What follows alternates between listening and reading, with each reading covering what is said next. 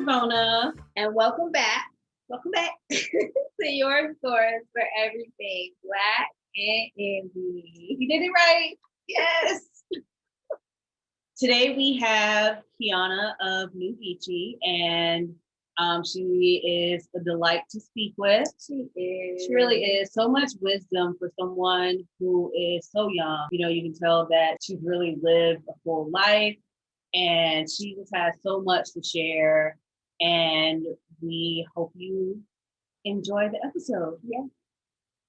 Hi guys, we are back, and we have a very good interview coming up for you. So we are going to dive right in. We have with us Keiona with New Geechee and all the other things that she has. Yes, ma'am.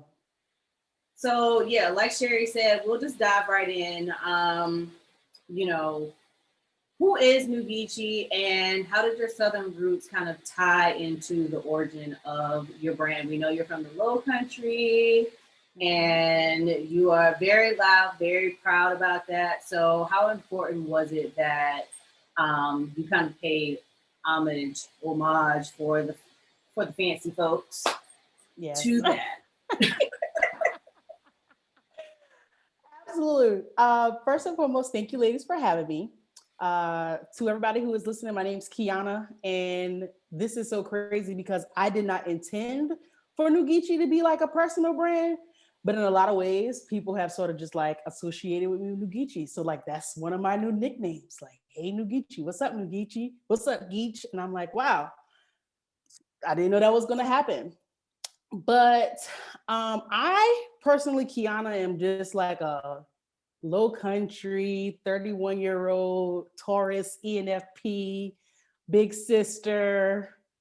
Those are some of the things that would describe me or, things that I identify as. But man, New Geechee is like, to your point, like a love letter that I wrote to myself in a lot of ways.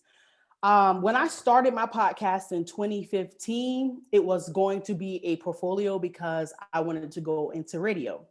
And I kept thinking, okay, I want to do something that is going to support the community and be like real positive. So it was either radio or become a funeral home director, but we don't have to get into all of that today. But I chose the other route, started a podcast just so I can get comfortable in talking and have something to present to the radio host people because I have no experience in this whatsoever. And here we are 5 years later. I decided no to radio after internship because I was like, all the things that I could do at radio, I can do on a larger scale and for myself, for my podcast. But when I was trying to think about like, what do I even want to talk about to make this portfolio? I was like, I'm surrounded by so many incredible young Black people just doing their thing because I was living in Boston and then Arizona. So I'm just picking up this network. And I was like, I want to tell their stories because people talk about millennials being like the people who don't want to work for nobody. And apparently avocado toast lovers. I mean, right. Starbucks. Yeah, like we're so much more than that, especially when it comes to Black and brown people, and just being able to tell that positive narrative about what we got going on. That's what I wanted to do. So I introduced my podcast with a rap and I say, my name is Keiona. My friends call me Kiki. Welcome to my podcast, New Geechee, from South Cat, Jersey, Boston, and now the West Coast. I'm not on the West Coast anymore. Interestingly enough, I have to change the intro. I'm giving my people what they need the most. That's inspiration to dream big, the motivation to go, and good vibes only. That's all that Kiki knows. So kick off your shoes, relax your feet, and vibe with me, Kiki. This is New Geechee. So it was just about creating a vibe of positivity and a space to connect those stories. And I just can't believe it's been 5 years. Yeah, I can't either. So proud of you. Thank you. I see you on your Issa Rae, Mirror Girl, getting the rap on. I peeped it. Listen, sometimes you got to encourage yourself, you know? Like you gotta get in that mirror and tell yourself, I got it. And that's what that Yes, was. for the word. That's it. Just to let the spirit move, how it moves. How it moves. Yes. And then I say, cool. But yeah, that's what we got going on there. And I probably didn't answer the other part of your question, but you know, the Geechee Della part I'm from, the low country of South Carolina, like Devona mentioned. And the other real big revelation is I don't know that I was extremely proud to be from South Carolina when I started moving around. You know, South Carolina, we don't get the best rap in the media and in the larger mainstream of the United States of America. But I think it was an opportunity, like I said, like a love letter and coming of age story of like, okay, that's something that you'll never be able to change. So what can you embrace about being from South Carolina? And that was how I chose to explore, you know, the things that I would embrace about being from South Carolina. So you did mention New Geechee started as a podcast, and you are now expanding into other categories. You have some merchandising or some merchandise and event. What inspired some of those changes? Absolutely. So like I said, the podcast is really just for a portfolio. I wasn't even really a podcast listener. Like think about the year 2016. There were podcasts that were big, like The Read and like Malik Till had been out for a while, but like it still was something that somebody told me you should start a podcast. That's how I started a podcast. Right. And so I went down the rabbit hole of exploration, and naturally I am more of a in-person kind of person. So somebody who would host an event versus hide behind a microphone. So that was a no-brainer. And then the other part about the merchandising, I mean, everybody wants to make their thing, their side hobby monetize, you know, like how can I find more ways to be able to do this full time? You can't do it for free full time. So I kept saying, you know, what is a marketing thing that I could do that would help me, one, to spread the word out about what I was doing, but like people would actually want it. And it just so happened that these like YMP caps that I like made a design for probably when I launched the podcast, but didn't release until like a year later. Like people really like drove to them. I'm like, dang, I was the only person in my way the whole time. I do have a yellow one. Hey, shout out. I got them all sitting right here. Yes. Yes, ma'am. Show us all the colors. So the people can see. Here they go, all 5 of them. Yes. Probably won't ever sell them again though. Maybe, we'll see. Because I am big about like, you had to get them, like they were a thing. You had to get them when they were out. Right, you had to be there. Yeah. You had to be there. Absolutely. But yeah, these hats, they really pushed me into thinking like, what can New Geechee be when I decided that I didn't want to go on the radio and that like, I could just do this podcast thing my way. So I'm excited. As you should be. Right. You know, we know this conversation is about New Geechee, the brand. Mm-hmm. However, folks, Keiona does own a PR firm. Shout out to her, making moves. So how has New Geechee been a springboard for your PR career? You mentioned events and, you know, wanting to do something in person. Like, how did that inspire or motivate you to go into PR? Absolutely. First of all, I mean, a theme in my life has been, or in my adult life has been, I got this idea-ish, somebody plants the seed, and then I'm crazy enough to just go and do it. And that's what happened with the podcast, and that's what also happened with the PR firm. So somebody that I was talking to, I shouldn't say somebody I was talking to, but you know, I'm entertaining this young man who was in the entertainment space. And I'm like, yo, why haven't you connected with this person? Why haven't you submitted this event to this thing? And he said, you would be so dope at PR. And I was like, what is PR? So I then went down the second rabbit hole of what is PR, and maybe this is something that I could really turn into like a business career. Because let's face it, like I graduated with a business degree from Clemson, and I think that I play a good balance of like left side or left brain, right brain, where I'm like business, but also creative. And so I was trying to find that thing that I could do. And like, come to find out, like my first internship at Clemson was in the news services department, but I mean, it just never connected. It was just an internship in my head, right? And then all of these other things that I just did along the way, like I'm pretty sure I was on the PR committee when I was a Delta on Clemson's campus, but it's like, it was just one of those things that was always there, and all these gifts and things that I had been already doing, but it was the package of like, this is how you can really like push it out in the world. But podcasting to PR is nothing but storytelling. It's nothing more than just getting the word out and crafting that narrative and making sure like people know about what it is that you're doing. So it was like a very easy transition, and it like gives me so much joy to be able to help other business owners, because I've always been, I think, that person who wants to help other people. And this is just my way of like, you have such a great story. Why doesn't anybody know about it? Let me help you. So it's just doing it in a more formal way so that eventually we could scale this bad boy up and be internationally known, and you know, just be telling all the stories. But I think who I am also is just like, just try it. You never know what's going to happen. And like all of these things that I could have never predicted have happened as a result of just kind of like following the flow of my life. So that's how I ended up in PR. Oh,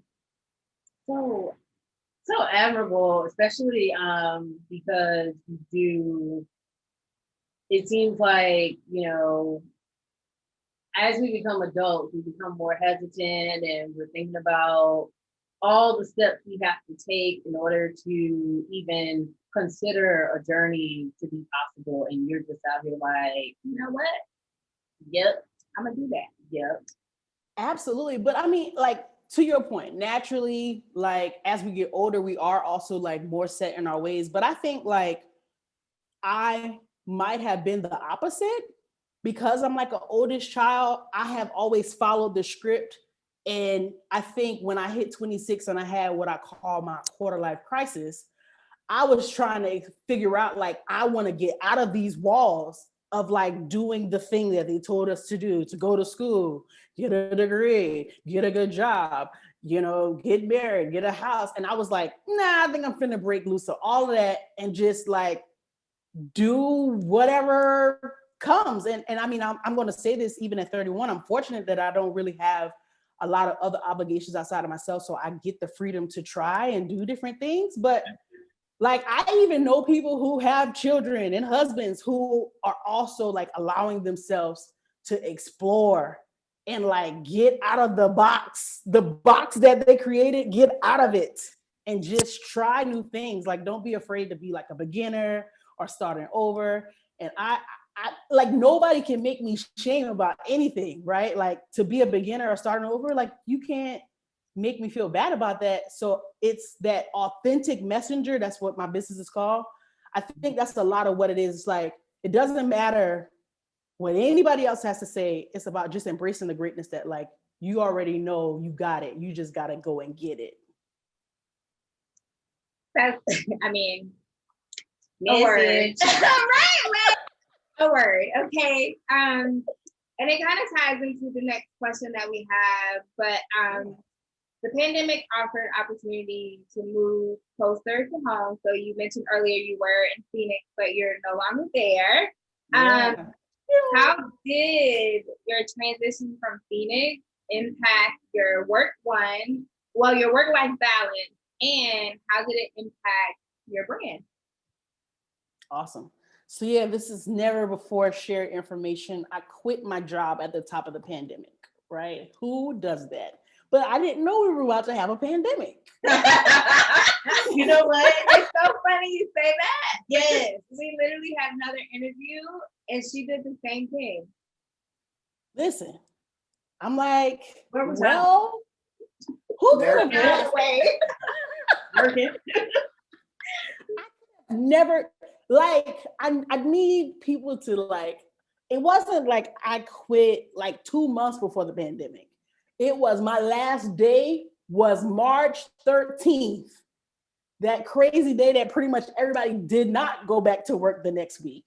And like the airlines were like, oh, we're about to like shut down all these things. I could have never predicted that.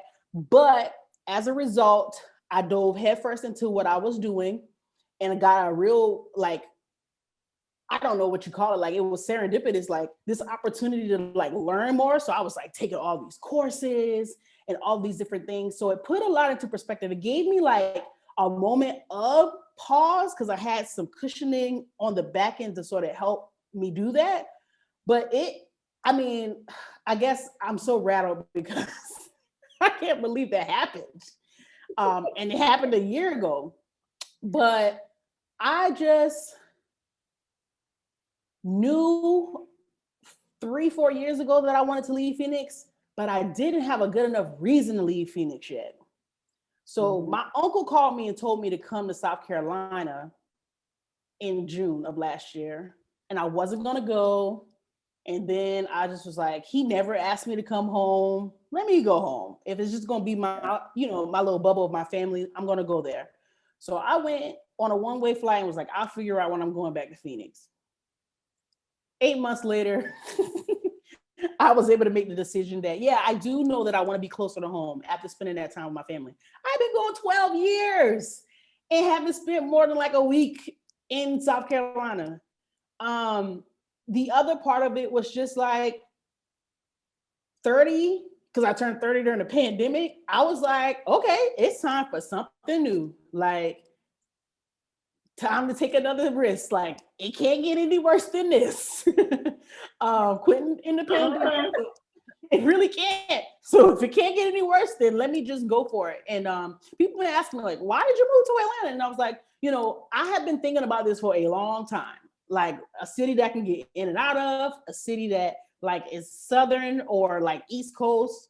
But really it was like, if I want to do this PR thing too, like I really got to be in a media entertainment centric place. So as much as I, never wanted to move to Atlanta, thanks to all the ATLians that went to Clemson with us, here I am, and it's been like a great move. So to answer your question, it's been the craziest year of my life. But I have learned so much, I've grown so much, and no risk, no reward. So that's how I feel about, all the things that have happened over the last year. And I just left South Carolina yesterday and have been back to South Carolina since I moved to Atlanta like 4 times. And it's been, I can't complain. I love my family, and that's, it's the balance of like what really matters that COVID put into perspective for me. Right. Oh, so I had to leave Phoenix. Look, the last 2 years have definitely been a time of transition. So it's definitely no surprise for us to learn that, and for you to do that as well. They don't tell you none of this stuff when you a kid now. They just be like, no, hold on, keep living, baby. I'll be like, what does that mean? Going to warn me? What does that mean? No one tells us about anything. Taxes. We got to drive the rest of our lives. The rest of our lives. Yeah. No, I feel you, girl. I feel you. There are moments, I'm 34 and I'm like, so do I want to adult today or nah? You can't really opt out of it. Right. You can, but you can have your moment. You can have your moment. You can say, you know what? I ain't doing that today. Okay. But tomorrow we're gonna do some things. So I'm gonna enjoy this day of doing, whether it's sitting in front of a TV all day sitting in front of a book all day, eating whatever I want to this day. You're gonna enjoy it and get back to your responsibility.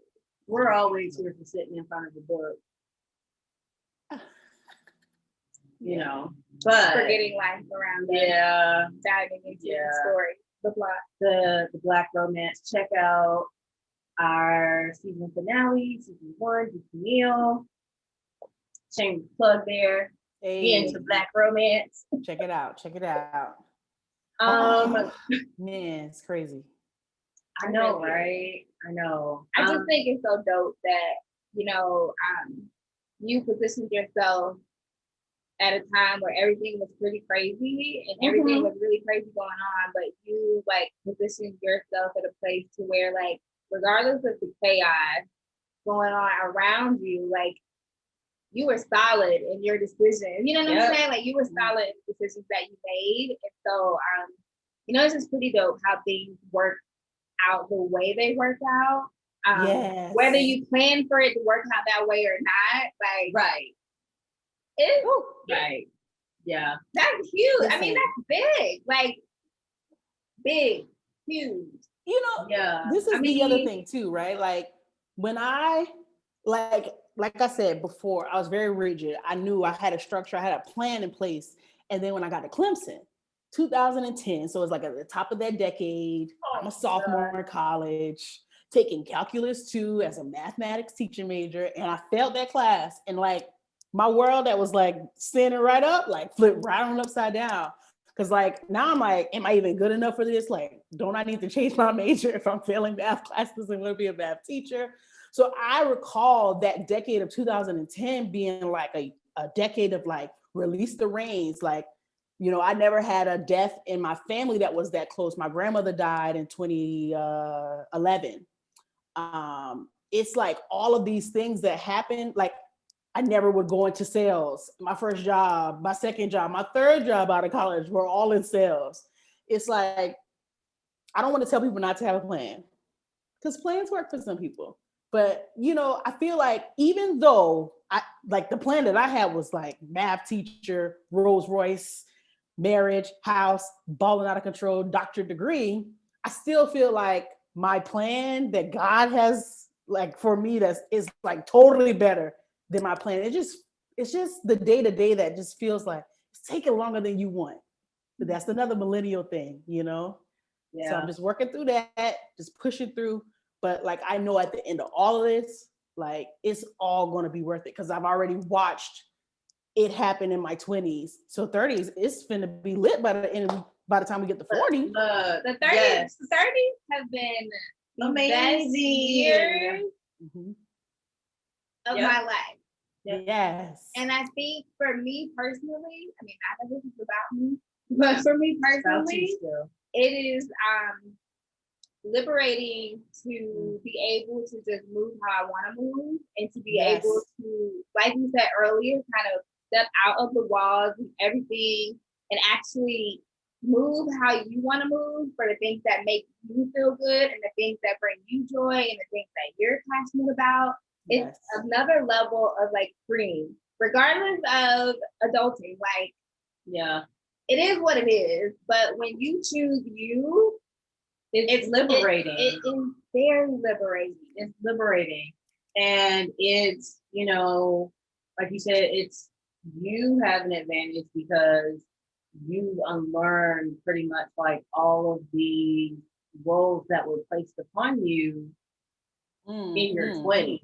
So yeah, girl, like your 30s it's only about to be amazing. It's lit. Like, yes. It's only up from here. It's up and it's up. It is. So real. It is.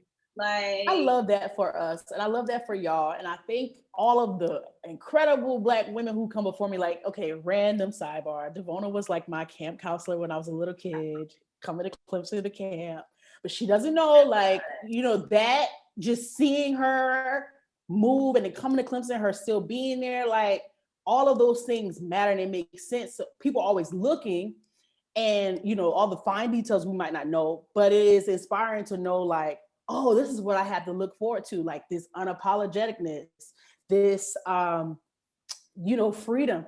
I think we all will continue to free ourselves from certain things over the course of our lifetime.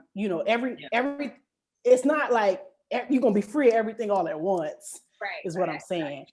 But like it is encouraging to see, especially those who come right before me have that sort of liberation, because we know that that's not a liberation that a lot of women who are much older than us have, that are Black specifically, so it's like, yeah, we're those millennials who are changing things, but I think it's going to be for the betterment of like the world, like people who know who they are, like know what they want and go straight after that sooner than later. We're going to be all right. Look, the kids are all right. We just gotta keep all right. But I believe the children are our future, and they're all right. Shout out to Whitney. So, in that vein of liberation and freedom, and just having the privilege to choose, what advice would you offer other Black millennials, especially women? We're all about Black women, who may be reestablishing themselves, whether as a brand or just in their career, or like in life. What advice could you offer that person? Absolutely. The thing that stands out to me most, especially from a PR lens, because it follows me, is like the world is screaming this message of like, be yourself. And a lot of people don't even know what that means to themselves, what it means. Mm-hmm. And what I would say is be your best self, because what that suggests is that you can always evolve and change. So you should be in pursuit of that versus like thinking that you are this one thing. I know, like, yeah, you are like the one body, the one name, the one personality, but the real beauty of life is what we're talking about. Free yourself of all of that gunk that came before and always striving to be your best self. So one message that is not being shared is like being able to, like, especially from a branding perspective, like you gotta refine that brand. Like it's not that you're going to get it right 100% on the first try. And that's one of the things that like the transition from New Geechee to the Authentic Messenger granted me. Like just getting started allowed me in my second business to be like, oh, I won't do that next time. I can do this better the next time. I can do this quicker, more efficiently. You have different resources. So it's like always be asking yourself, like, how can I be better at my business? Your personal development journey is going to be the biggest one that you go on, because like I used to be one of those people that was like, listen, I'm the nicest person you ever met. I'm perfect. We good over here. And then I got to an age where I was like, there's some things that I need to change about myself in order to be a better person, to live out all these things that I know God has for me. And it's just the natural sort of evolution, especially for Black women, that we have to go look at the source of things and be like, what is true for me? And what is no longer true will have to go. And it's not easy. It's like, hit the switch. It's like, work. You're gonna be tested. It is work. Yeah. It's a lot of work. So like I said, the biggest thing that you can do for yourself, for your business, because all of it is connected, in my opinion, is just be seeking to always be your best self. The best version of yourself is going to challenge you. It is going to scare you sometimes. But like, I don't want to leave and I didn't give it my best shot. I don't want to live mediocre, that's just me. So just be shooting for the best that you have to offer for yourself. My grandmother used to say that to me. She used to be like, give it your best. Okay. So defining what my best is going to be different from your best and your best. But knowing what that is and pursuing that, that's what matters on the individual level. Such wisdom from Such a young person. I know. So I admirable. love it. I love it. Oh, He did so well with you. thank you. I have y'all to shout out for sure. Like, you have no idea. Okay, another story. You know, we're young, Black, ambitious people who went to PWI. You know, and we were in a little microcosm of like 7% Black people. And so even in that sort of environment, you know, it like every person matters because we knew everybody. And even into my old age, like I have been graduated out of Clemson for like 9 years now. So Devona, you getting up there. If that's my number, then your number. Yeah. But you're still fine. So, but you know, like, look at this connection that's happening all these years later. Like a decades plus later, all of it matters. And that will be the other piece of advice is just like your relationships really matter with people along the way, because like it is always going to be who you know and not what you know. That is one of the pieces of the game. Like nobody tells you that, but at the end of the day, it's going to be who you know.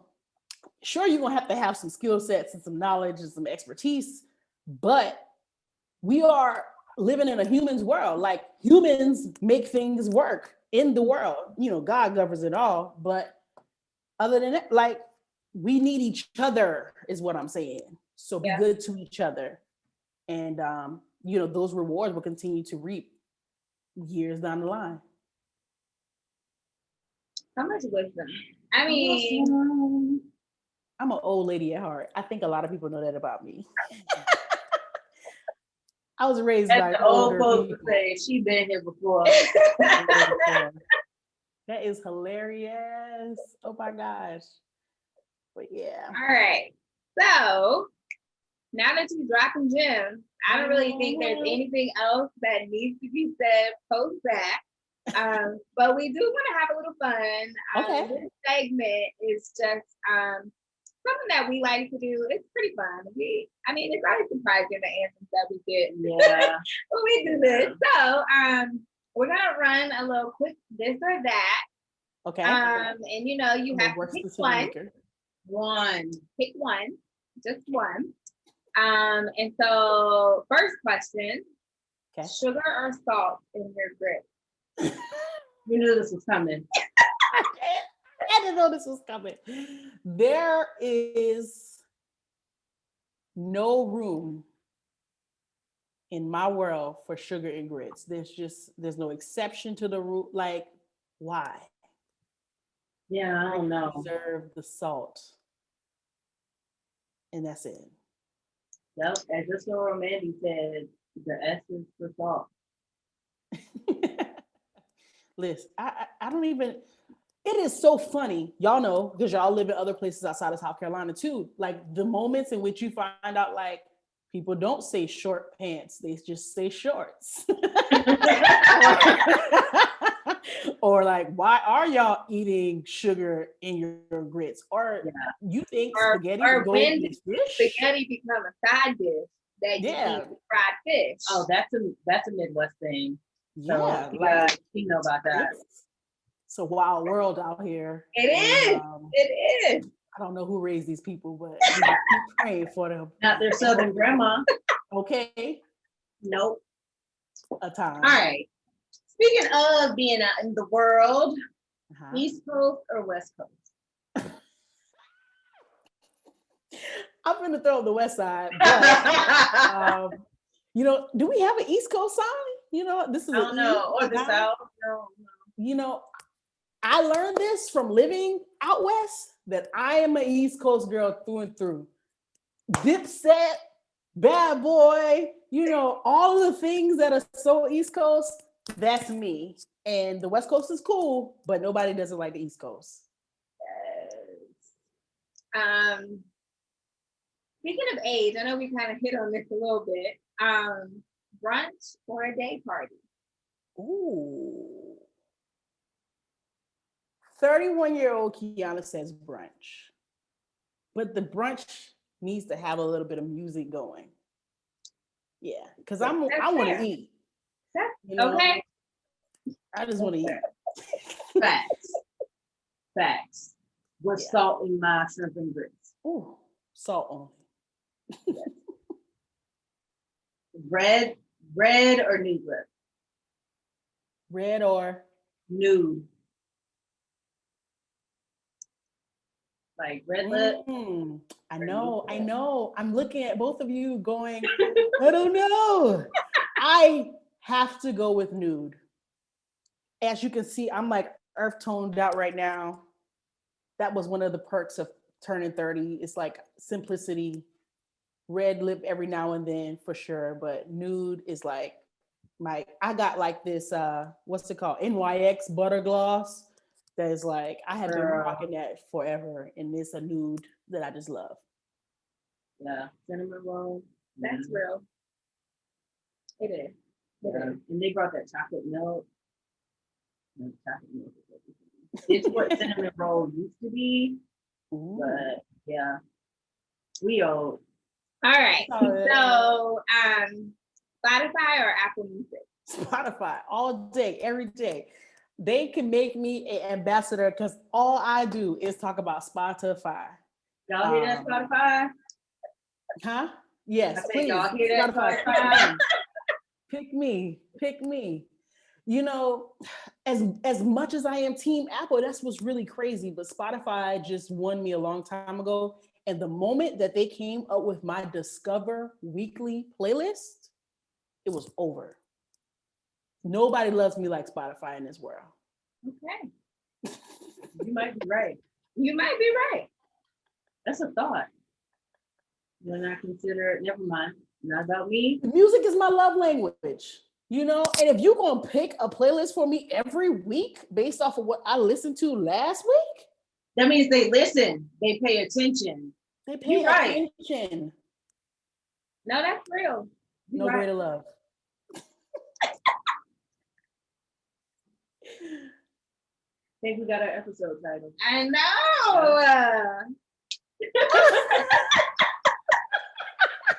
I can't wait to see it. Oh my God. All right, last question. Low country boil or fish fry? Ooh. I think we were split on this. We were. Okay. Yeah. And then we went with both, but you can't go with both. I can't go with both. No. Because I love, fish fry. I love a nice hot piping out the grease piece of white end or flounder, with some Texas Pete. Oh yeah, that's undeniable. Yeah. All right, I ain't mad. All right. I ain't mad. I like it. No, I said fish fry too. Taurus. Exactly, on Burning House. Yeah. So let the people know where they can find you on the socials, on Beyonce's internet, all the things. Beyonce's internet. Beyonce and Tabitha Brown's internet right now. And Tabitha Brown internet. Honey. Yeah, they're throwing the avocados everywhere. I am dying. Yeah. It's hilarious. But yeah, everybody, you can definitely reach out to me. I basically have the two brands, the new Geechee and the Authentic Messenger brands, and I got everything everywhere. So I'm mostly on Instagram at New Geechee. That's NEWGEECHEE. Also on Facebook, and never mind, I'll save that thought. On Instagram, I am the Authentic Messenger, and on Twitter, Authentic Keiona, because that's a much better fit for the world of journalism and media, etc. What I was going to say that I stopped myself from saying is you can also find me on Spotify.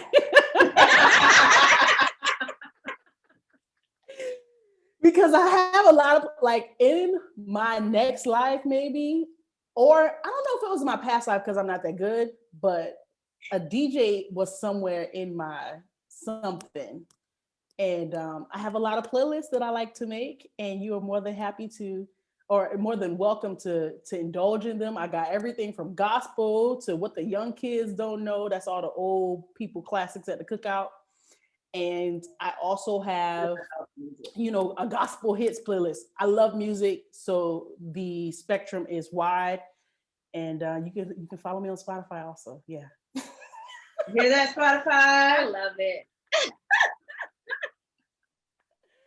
Okay, cheers. Yeah, but I'm one of those millennials. I think I'm a little too old for TikTok and stuff, so you will not find me on those platforms making dances, making a fool of myself. That's good. Yeah. That's good. Yeah, I don't even know how to start the camera. Correct.